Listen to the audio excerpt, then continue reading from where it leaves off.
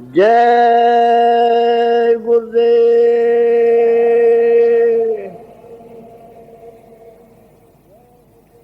जय गुरुदेव नाम किसका?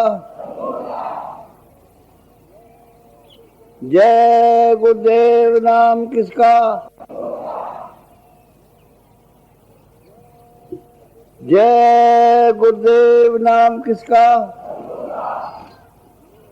मेरे प्यारे गुरु दातार मंगता द्वारे खड़ा।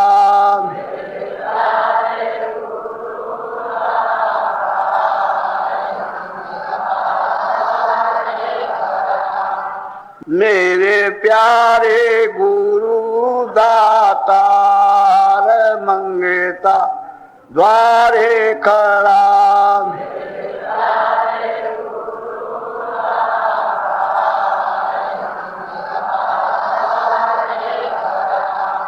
मेरा पुकार पुकार मेरे कर देखो जरा।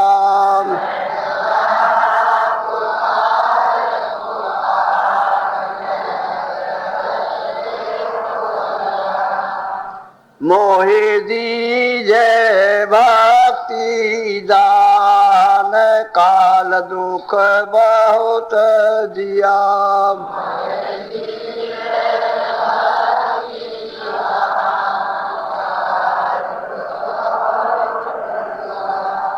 मेरे तरफ उठी ये माँ दरस को तरस रहा।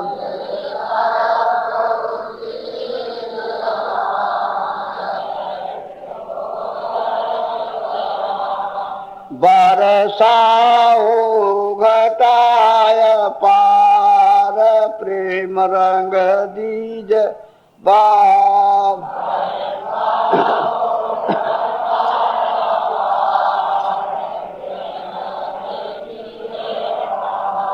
सुरत भी जय अमीर सधार तन मन होवे हरास।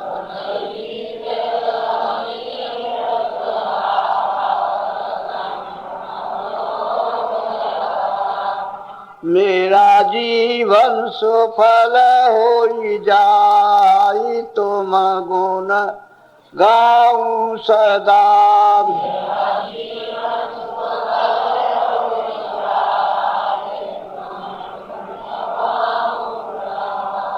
मैं नीच अधम नाकार तुम्हारे द्वारे पड़ा।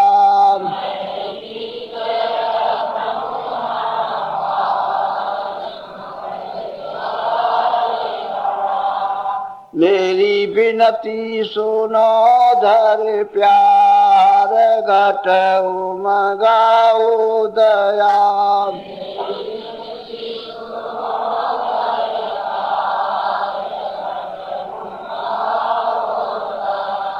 स्वामी जी पिता हमार जल्दी पार किया।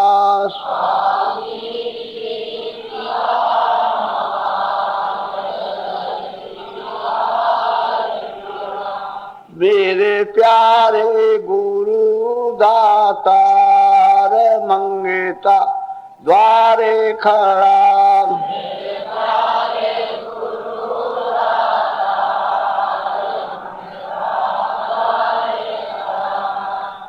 धन्य धन्य गुरुदेव कृपा सिंधु पूरन धनी। नित्य करूं तुम सेव अचल भक्ति मोहि देव प्रभु। दीन अधीन अनाथ हाथ गा तुम आन कर। अब राखो निठ साथ दीन दयाल कृपा निधि। जय।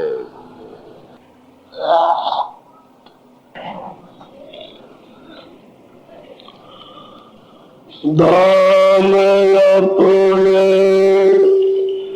चलो भाई,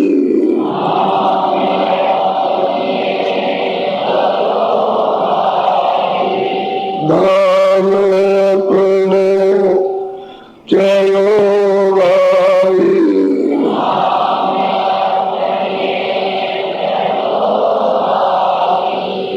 पराए देश नहीं रहना,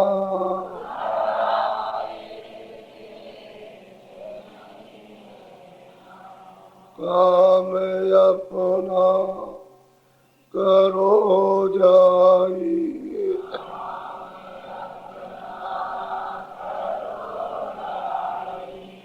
पराए काम नहीं फंसना,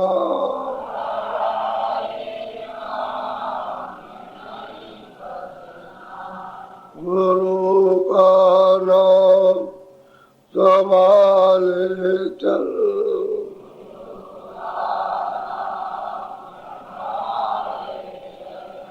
यही है दाम घट बंधना,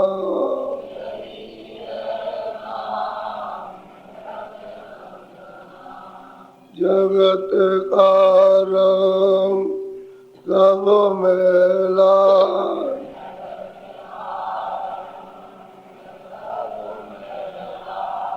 दुलाले मान यह कहना,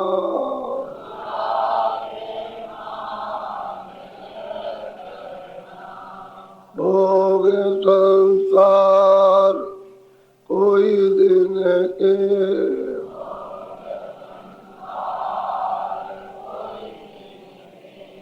सहज में त्याग ते चलना,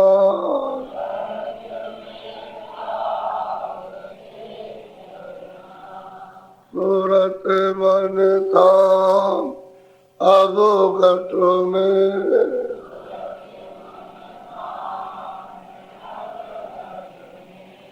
पकड़ धुन ध्यान धर गंगना,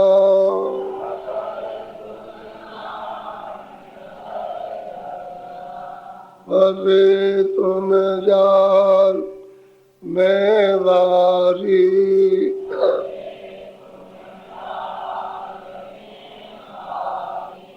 बिना इस जो नहीं खोलना,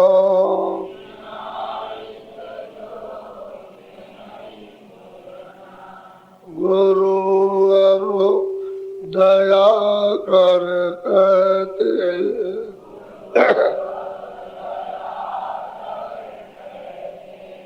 मान ये बात चित धरना,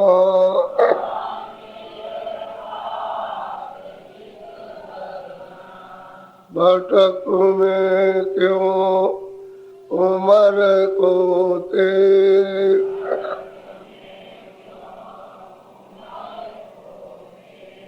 कहीं नहीं ठीक तुम लगना,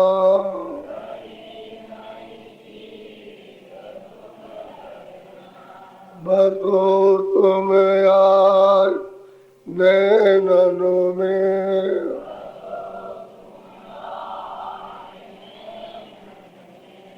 सिमट कर याना,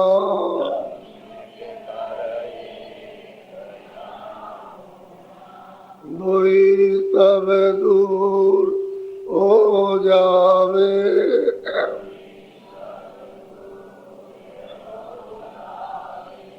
दृष्ट को जोत में धरना,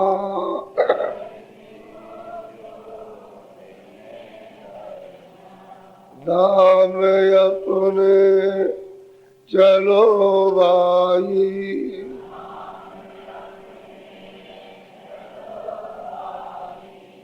पराए देश क्यों रहना।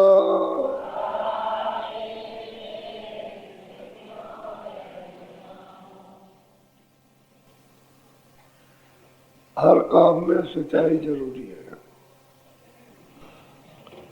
उसमें विघ्न बाधा कम, और झूठ और छल और कपट और परी, इसमें बाधाएं अनेक। एक लकड़हारा जंगल में जाया करता था लकड़ी काटने के लिए, और काट के बीन बांध के लकड़ी उनकी जंगल से ले आए, उससे बेच के बाजार में अपने बच्चों का पालन पोषण करता था। लकड़हारा एक दिन में गया, रास्ते में एक सेठ मिला, भाई तुम कहाँ जा रहे हो? कहने लगे कि हम गरीब आदमी और लकड़ी काटने जा रहे हैं। कितना बेचते हो? कल अपना 12 आने 8 आने ये बिक जाती है। तो कहने लगे 1 रुपया हमसे ले लो और तुम लौट जाओ। कहने लगे ये बाबूजी नहीं होगा, मैं अपनी मेहनत से जंगल में जाता हूँ, लकड़ी काट के लाता हूँ, लकड़ी काटने जरूर जाऊंगा। कहने लगे तो वापस जाएंगे, तो मेहनत करके काटवा। और आपके रुपए की हमको कोई इच्छा, कोई भूख नहीं है कि अपना आपका रुपया ले लो, मैं अपना कर्म छोड़ दूं। तो मैं अपना ईमानदारी मेहनत का कर्म नहीं छोड़ सकता, वो नहीं छोड़ सकता, वो तो मैं जाऊंगा। तो उसने कहा कि चाहे ले लो, 12 आने पैसे ले लो। कहेगा क्यों बाबूजी क्यों देते हो? जान लीजिए मैं तो अपना उसी से पेट भरता हूँ। कहेगा जा तो 8 आने ले लो। जबरदस्ती दे दिए। सेठ सोचने लगा कि देखो कितना मेहनती और कितना ईमानदार, कि मेरे पैसे पर उसने जरा भी ध्यान नहीं दिया, और वो अपनी लकड़ी, मेहनत की लकड़ी काट करके लाने में, और वो बराबर मतलब ये है कि एक चित्रा। तो अपने जंगल में गया, तो जंगल में काट समुद्र के किनारे गया, और लकड़ी जो है डाला समुद्र किनारे पानी आने की तरफ होती है, पेड़ पर तो सूखी डालें हो ही जाती है, कोई ना कोई उसको काट रहा था, उसकी कड़ाही छूट गई और समुद्र में गिर गई। अब बेचारा क्या करे, उतर के आया, डाली से उतरा, उतर के नीचे आके बैठ गया और अकेला रो रहा कि मेरी कुल्हाड़ी गिर गई, और अब मैं क्या काट के लकड़ी ले जाऊंगा। मैं उसी से काटता था, लकड़ी ले जाके बेचता था, बाल बच्चों को खिला के रो रहा था। उसी रास्ते से एक महात्मा जी निकले, बोले क्या लगे बच्चा तो रो रहा? कह लगे महाराज मेरा धंधा था, एक कुल्हाड़ी थी, मैं सूखी सूखी लकड़ी काट के लेके बाजार में बेचता था, उससे जो पैसे मिलते थे अपना सामान लेके बच्चों का रो रहा था। तो उन्होंने कहा कि अच्छा तुम रो मत, मैं कपड़े उतार के जाता हूँ समुद्र में और तेरी कुल्हाड़ी ले आता हूँ। तो कपड़े उतार दिए और नीचे कूद पड़े, और नीचे से चांदी की कुल्हाड़ी ले आए। कह लगे कि अरे बच्चा रोता क्यों, ये है कुल्हाड़ी? कह लगे नहीं महाराज, ये हमारी नहीं, हमारी तो लोहे की है, ये हमारी नहीं, क्या इसी को ले लेकर ले, हमारी है नहीं तो हम तो किसी की ले लें। कहना अच्छी बात। तो नीचे गोता लगाया, एक और किसी चीज की कुल्हाड़ी निकाल आए। तो कह लगे अरे बच्चा ये कुल्हाड़ी, कह लगे महाराज हमारी ये नहीं है, हम दूसरी कुल्हाड़ी क्या करेंगे? उसका अच्छा ठीक है, लेकिन रो मत। तो फिर गोता लगाया तो 10 कुल्हाड़ी ले आए सोने की। कह लगे देख ले कैसे से कोई नहीं। अरे कह लगे रोता क्यों है, तुझे दान मिल रहा है, तुझको खुशी से इसको ले ले, तो रो मत, ये तेरी सच्चाई पर मिला है, ये तुझको जो तू सच बोला है उस पर ये सब मिल रहा तुझको, इसको ले ले। तब उसे ले लिया। कहने का मतलब यह है कि मालिक इतना रहमान है कि किसी का सब्र टूट न जाए, धीरज न टूट जाए। या जंगल में कौन सा वहां रास्ता था, वहां कौन सी सड़क थी, वहां जो जंगल में काट रहा था वहां से महात्मा निकले। अब वो महात्मा का भेष बना लिया, अब कोई भी हो भेष बना लिया और बस उसको चुपकारने लगे और कहे तो रो मत। और मतलब ये है कि अब वो तो कूद नहीं सकता था समुद्र में, तो उसकी जगह पर कहा कि सच्चाई, ये सच्चाई का फल है, तो जिसको मिला उसको ले ले। तब फिर उसने ले लिया। तो सोने प्रणाली सब सोने की थी, ले गया तो मतलब घर में गया, वहां देखा तो माला माल हो गया, सच्चाई पर है। तो मालिक हर जगह, ये कहावत कभी झूठी नहीं होती महात्माओं की, वो हर जगह पर मालिक वो सुनता रहता, देखता रहता, हर जगह मदद करता। ऐसा ही होना चाहिए। सच्चाई परमात्मा साथ देगी, भजन में भी साथ देगी, ध्यान में भी साथ देगी, प्रबंध में भी देगी, सेवा में भी साथ देती है। कोई और काम है अपना रोजी रोजगार का, सच्चाई उस पर काम देती है। एक सेठ जी थे काशी में, तो ईमानदारी से सबको जो भी तोलते थे ईमानदारी से, उनके यहाँ कोई भी चला जाए और बर्तन रख करके जाए कि इसमें हमारा सामान इतना चाहिए हमको, इतना, तो बच्चा हो बच्ची हो कोई हो, उन्होंने ईमानदारी से तोल के उसमें कर दिया, वो आया तोला गया। तो कहे भाई लोग इतना विश्वास करते हैं कि ये कभी नहीं जीता, इसको देखना चाहिए। तो दो चार आदमी आए, सामान रख दिया कि हमको ये चाहिए, हमको ये चाहिए, हमको ये चाहिए। तो उन्होंने तोला, तोल करके सब रख दिया, उस पर एक कागज रख दिया। जब आए तो उन्होंने तराजू से वहां तोला, तो न जरा ज्यादा न जरा कम, कुछ नहीं सिखाया। पर लोग उसकी सच्चाई पर कितने आशिक, कितने उस पर खुश, कि मतलब यह है कि जो देगा उनको ठीक है देगा। और लोगों ने जब इसकी तौल छानबीन कर ली, तब लोगों को बड़ा सहूलियत हुई कि सब लोगों ने तौल के छानबीन कर, छोटा बच्चा भी आया, बड़ा भी आया। तो सच्चाई सब जगह काम करती है और उसकी हिफाजत होती है।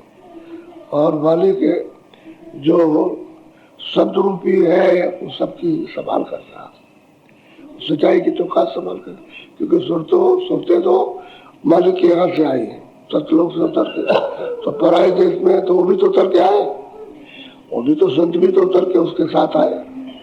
तो जो संत आए वो गोपनीय है, तो यही रहते वो शब्द के साथ जुड़े रहते हैं और आते हुए जाते शब्द के द्वारा, नाम के द्वारा, और आते जाते हैं तो वो सबकी संभाल करते हैं। महात्मा बन जाए, फकीर बन जाए, गरीब बन जाए, भिखारी बन जाए, कभी भीख भी मांगे तो मतलब है कि कभी महात्मा बन जाए, कभी दानी बन जाए, फिर साहूकार, कभी राजा का भेद बना ले, वो यहाँ रहते हैं और वो संभाल करते हैं ताकि लोगों का भगवान के प्रति विश्वास टूट न जाए। अब एक को विश्वास हो गया तो तमाम लोग मतलब ये है कि उसके गुणगान करने लगे।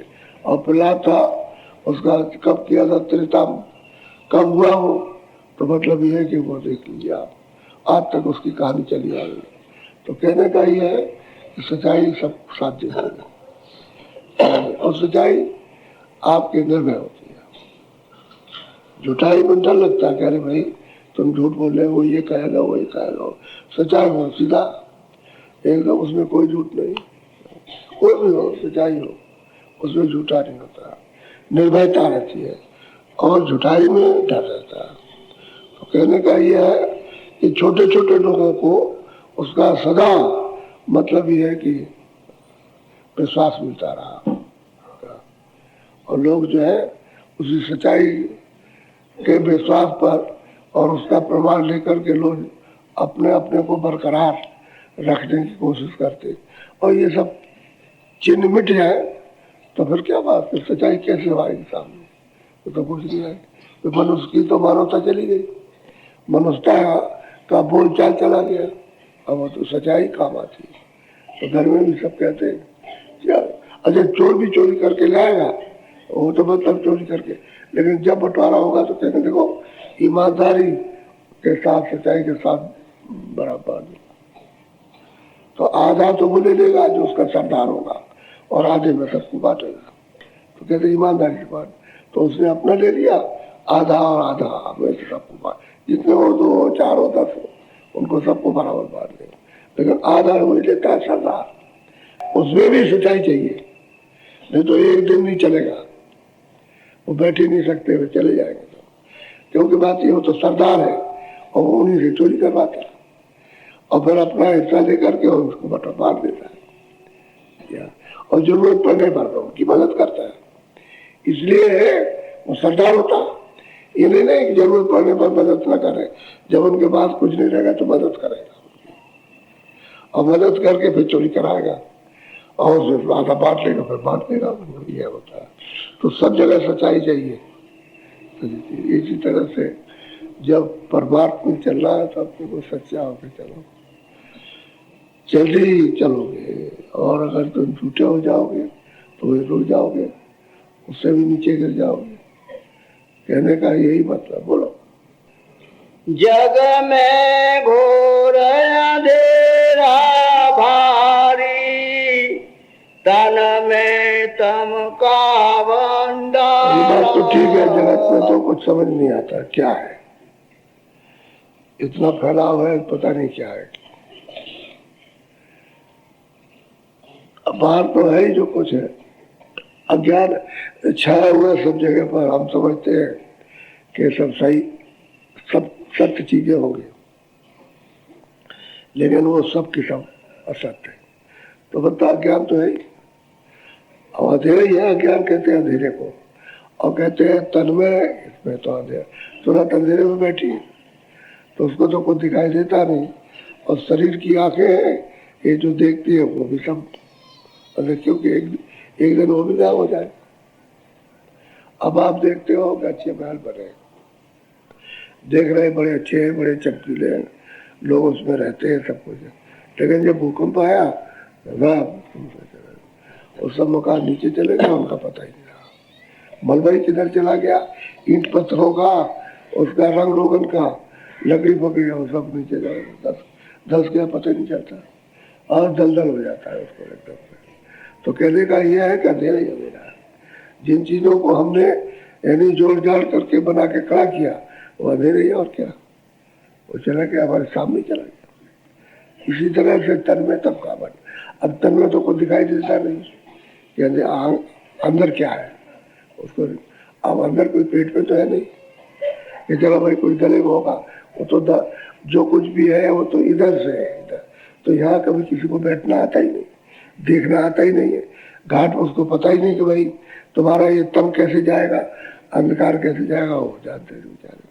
तो कहते हैं बिना जाने बिना समझे दोनों तरफ, इधर तो यह ज्ञान अंधेरे का छाया, और इधर अंधकार है, तुरंत अंधेरे में बैठी, तो दोनों तरफ से कुछ नहीं, उसको नहीं कुछ, अंदर से कुछ मिला और बाहर से मिला। ऐसे बहुत अच्छी तरह से महापुरुष समझाते हैं, बहुत विविधता। बोलो।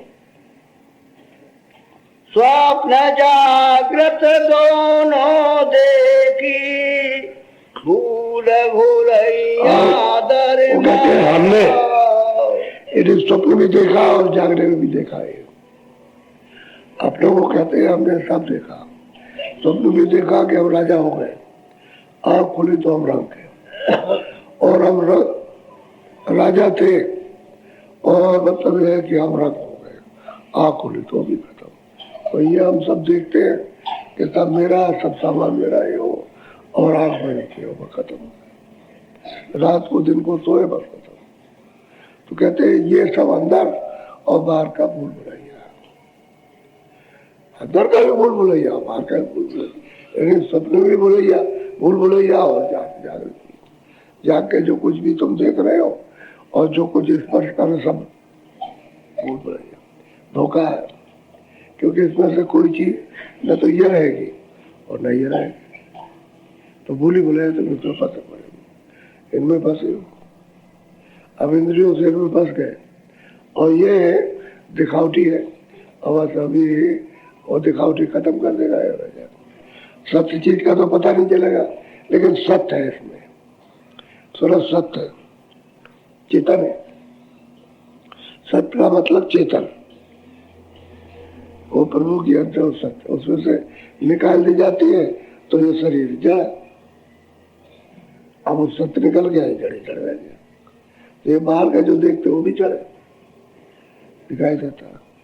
और जिससे जिसके साथ लगे हो यही भूल भुलैया, कोई धन के साथ लगा, कोई इसके साथ, कोई उसके साथ, और भूल भुलैया सब सामने ला करके अंधेरा खड़ा कर देता, तो बुद्धि नहीं काम करती। बोलो। हो सक धर्म पकड़ कर जूझे, बूझन शब्द जुगति कर्म इंद्रियों के द्वारा पकड़ लेते कि हम यही करेंगे, और उसमें झूल जाता है कि इसको नहीं छोड़ेंगे। तो सूली जैसा चढ़ जाता फोकट मुफत के दाम कि हम यही काम करेंगे। और जो जुक्ति है तुमको यहाँ से छूटने की परदेश से, वो नाम आप पाते नहीं, उसकी कमाई करते नहीं। अगर नाम का भेद बता भी दिया जाए तो कमाई नहीं करोगे, तो कैसे आप छूटोगे यहाँ बहुजाल से? ये तो अंधकार है, जाल है। अब अगर कमाई करो तो छूट जाओ, तो जन्म मरण का स्थान छूट जाए और निर्भय आप हो जाओ इसी में फंसे। अब यही करेंगे, समझते ही नहीं। बोलो। पानी मथे हाथ कछुनाई, खीर मथन आलस।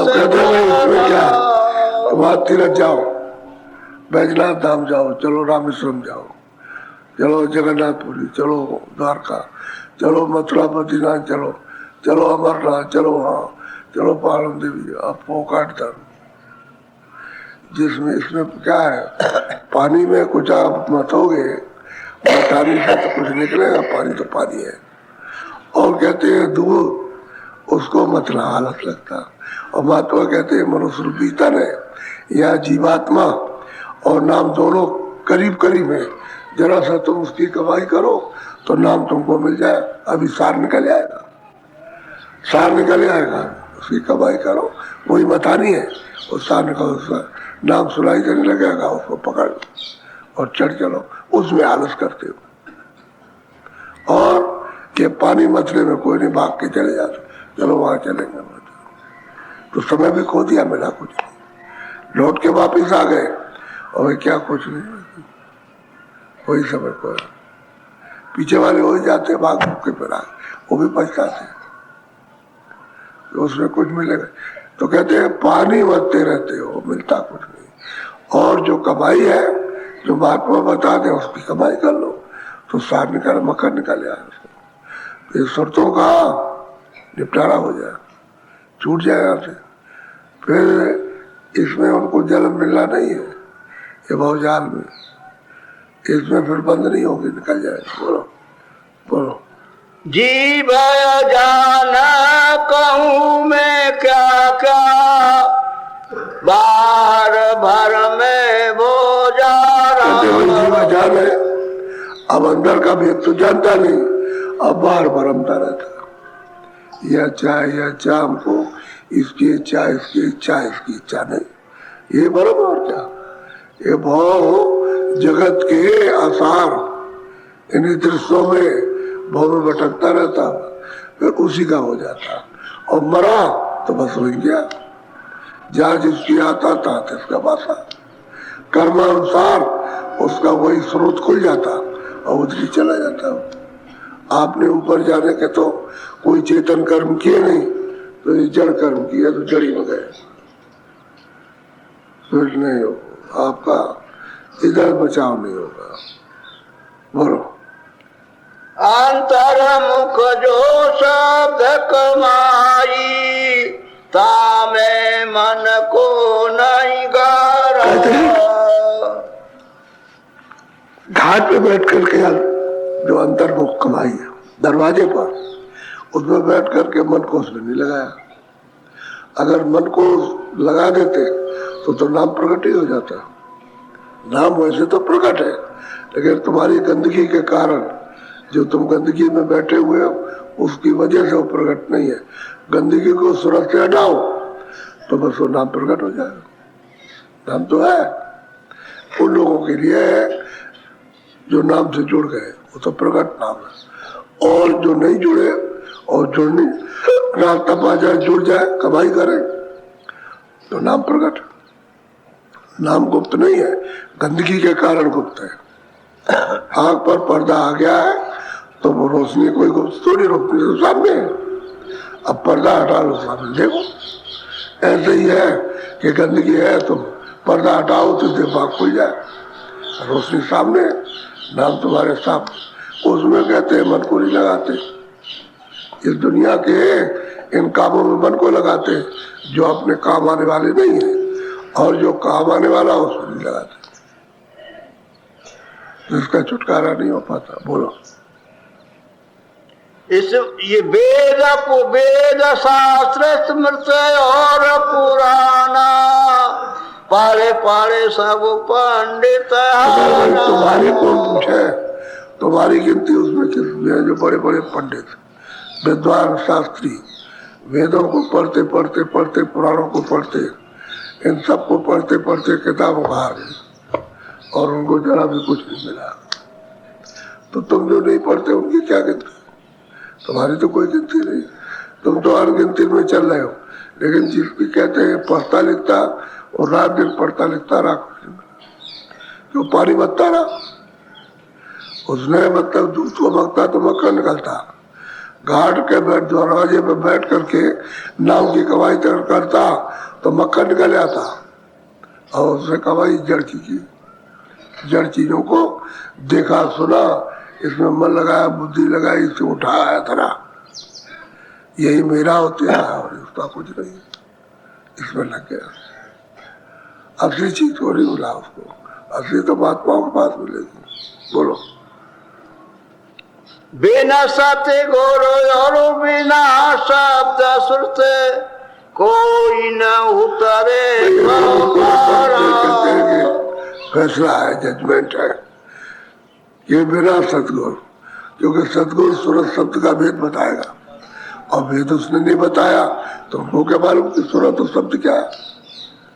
कहते हैं बिना संत के, बिना सतगुरु के कोई शब्द और सूरत का भेद नहीं बता सकता। जब नहीं बताएगा तो नहीं जाओगे, और जब वो बता देंगे तो पार जाओगे। नहीं, कोई पार नहीं जाता, कोई भी नहीं जाता। तब तो सूरत से ही पार जाएगा। उसके लिए चाहिए गुरु, संत चाहिए, वो मिल जाए, भेद दे दे, तब तो काम बने। वो नहीं मिला तो कोई नहीं उतरता पार, साहब चले जाते 84। अरे पहले के सात्विक कर्म करते थे तब तो लोग 84 नरकों में चले जाते थे, उधर जा नहीं पाते स्वर्ग वैकुंठ की तरफ, और मनुष्य ही नहीं। अब तो बिल्कुल ही नहीं कुछ, अब तो कुछ है ही नहीं कर्म, तो कैसे आप मनुष्य नहीं पाओगे? तो 84 नरकों में जाओ, सीधा साधा, कोई नहीं उतरेगा बिना गुरु के, बिना संत के, और बिना उस भेद को पाए हुए। और सूरत शब्द का भेद बिना पाए कोई नहीं आता, कोई बात नहीं, सबके सब डूब जाएंगे। जब बड़े बड़े विद्वान आ गए, और काशी में और क्या था, सबको कंठस्थ था, वेद कंठस्थ, शास्त्र कंठस्थ, पुराण कंठस्थ, सब कंठस्थ किए हुए थे। इसलिए उनके सब अगुवाकार थे, उन्हीं को सब मानते थे। जब गोस्वामी तुलसीदास जी गए तो बड़ा चिरे किया वेदों का और शास्त्रों का, जी हमारे में उसमें ही, हमारे में ये, हमारे में ये, ये सब किया। तो अब यह है कि जानकार ना हो तो उनको कोई क्या बताएगा, तो सबका उन्होंने उत्तर दिया, सबका जो पूछा, सबका जो शंका हुई, जो उनके ज्ञान ध्यान में आया, वो सब पूछा, उसका निवारण किया। निवारण करने के बाद जब सब हार गए तब उन्होंने रास्ता दिया। जब उनकी बुद्धि थक गई कि उसके आगे कुछ नहीं जान सकते, न सोच सकते, तो थक गई बुद्धि। जब थक गई तो गिर गए चरणों में, तब बताया तो कहते लो अब ये सूरत शब्द की कमाई कर लो आप। जब कमाई की तब उनको सार मिलने लगा सार। और फिर रह करके जितने भी काशी के लोग थे उन विद्वानों को सबने छोड़ दिया। काशी के विद्वानों को जो कंठस्थ किए हुए थे और गोस्वामी जी महाराज की दी हुई यानी कमाई करने लगे, तो काशी वासियों ने उन विद्वानों को छोड़ दिया, उनका मुंह भी नहीं देखा कि तुम क्या हो। इस तरह का ये जगत का ऐसा अंधेरे का काम है, 1 मिनट में छोड़ देने लगे।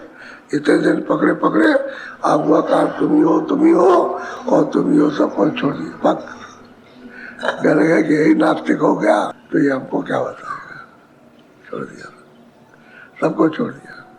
और गोस्वामी जी महाराज ने दिखाया कि देख लो तुम्हारे पास अब कोई नहीं आता, न तुमको कोई देखेगा और न तुम्हारा कोई नाम लेगा, कोई नहीं। और तुम वहाँ काशी के कहते मैं ताज हूँ, ज्ञान का ताज हूँ, अब कोई नहीं पूछा। और जहाँ ज्ञान का भंडार है, जहाँ वो पहुंचे उसको सुनने के लिए एक भी आया, काफी बात। ऐसा है, ये जगत का अंधेरा है, इसमें सबके सब फंसे पड़े हुए। तो कहते हैं बिना सदगुरु, बिना संत के और बिना भेद बताए कोई न उतरे पारा, एक भी पार नहीं जा सकता।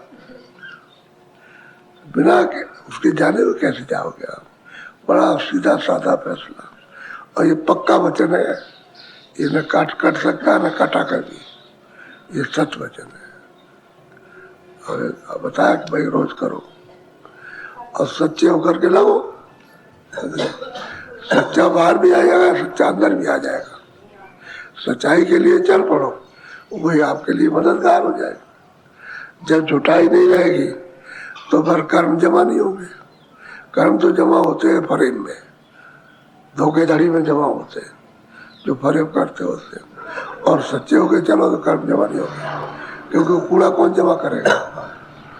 सच्चाई से कूड़ा छूट जाता है और सच्चाई से मक्खा निकल आता है। इस तरह से आप अपना काम करो। ये जगत बहुत छूटा है, धोखेबाज है ये, मतलब तो अपने धोखे में सबको फंसाना चाहता, फंसा लेता, उलझा देता। तो तुम तो कम से कम अपनी किनारा पकड़े रहो तो समझ में आ जाएगा। अब भजन ध्यान करते रहो, सब संसार समझ में आ जाएगा। और भजन ध्यान छूट गया तो संसार ही हो गया, परमार्थ गया। अच्छा बोलो जय गुरुदेव। देखो और टेम्पर, जब समय मिले, बहुत समय मिलता तो स्मरण कर लिया, और टेम्पर स्मरण कर लिया, बहुत समय मिलता। अच्छा और फिर और समय मिलता है तो 15 मिनट ये और 15 मिनट ध्यान कर लिया। अब ये सत्संग होता है तो सत्संग में कहा कि अच्छा सत्संग सुनाकर, ये बहुत जरूरी है, कहा कि अच्छा थोड़ा भजन करो, तो उसमें स्मरण और ध्यान नहीं हो पाता, और तीनों चीजें अलग अलग। आप ऐसा कहोगे हमने ध्यान कर लिया तो भजन भी हो गया, वो नहीं। ध्यान अलग है और भजन अलग और स्मरण अलग है। तो एक चीज अगर यहाँ का और तीनों बैठाया जाए तो फिर उछाड़ पछाड़ हो जाएगी। एक में तो मन लग जाएगा, लेकिन फिर कहा जाए अच्छा ध्यान करो, फिर कहा स्मरण करो, नहीं कर पाओ, अलग अलग कर लोगे। तो सत्संग सुना के भजन पर कि तुम सुनने का काम करो, नाम से जुड़ने का, सुनो और उसके साथ जुड़ो, यही काम करना। उतनी देर जितनी देर बैठाया जा, उतनी देर सब सत्संग के सुनते ही पटका पटकी सब चीजों की हो जाए, और जब भजन बैठा हो तो बिल्कुल अकेले हो जाए। तो मन और सूरत का साथ ये हो जाए तो जल्दी ही हाथ में आ जाएगा, क्योंकि मन गंदगी को लपेटेगा नहीं, लेगा नहीं। जब गंदगी नहीं लेगा और सूरत का साथ देगा तो जो गंदगी जमा हो दूर होगी, यानी सुनते ही गंदगी दूर होने लगती है। यानी वो अभ्यास, वो भजन इस तरह का है कि जैसे ही तुमने काम से काम करना शुरू किया, गंदगी दूर हो गई, दूर हो जाती है। ऐसे ध्यान में कि गंदगी आपकी दूर होने लगती है ध्यान करने में, कभी तो कुछ दिनों के बाद साफ हो जाते हो। तभी तो आपको सुनाई दिखाई देगा, नहीं तो ऐसे कुछ नहीं। इसलिए आप जो काम बताते हैं उसको ठीक से नियमान को जो विधि बताई उसी तरह से करना चाहिए। अच्छा, विधि छोड़ दो और तो कुछ करने लगो तो खंडित वो चीज हो गई, पता नहीं है क्या नहीं है। तो तुम्ही को जब भ्रम हो गया तो दूसरों को क्या बताओगे? दूसरों का तो उनका बताया हुआ जब तुम अखंड हो, खंडित नहीं हो, तुम ठीक ठीक करते हो तो जो बताओगे उसकी समझ में आएगा, और खुद हो गड़बड़ हो तो उसको जो बताओगे वो भी गड़बड़ हो जाएगा। बोलो जय गुरुदेव। अच्छा, आप भजन में बैठ जाओ।